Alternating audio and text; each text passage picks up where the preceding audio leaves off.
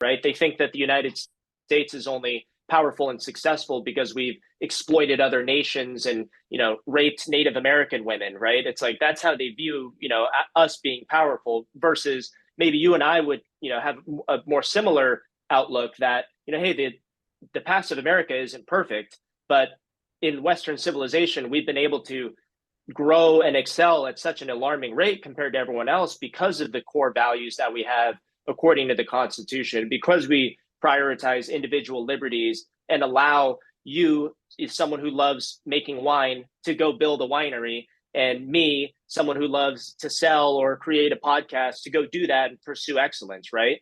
And Yeah. so again, it's like we almost have to go back and remind the basics to the younger generation of like, hey, remember, we want lower gas prices, right? We want more Yeah. freedom to choose, right? Yeah. I mean, going back to this, the use of, identity politics, Yeah. um, where, certain groups of people are protected against others. And this whole notion, again, it goes completely against, like, it's just so hypocritical to me because on one hand, you're saying, oh, we exploited these groups and, that's why, America's so evil.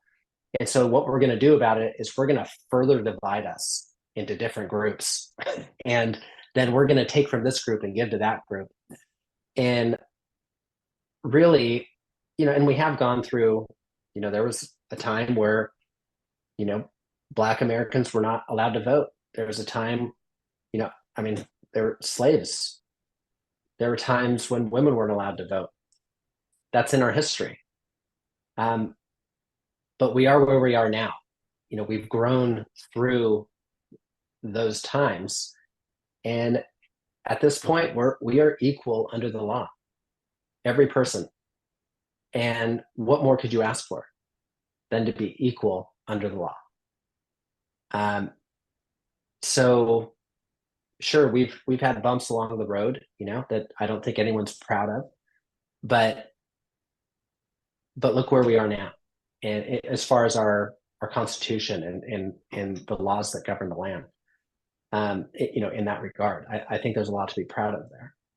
And then, it's in between when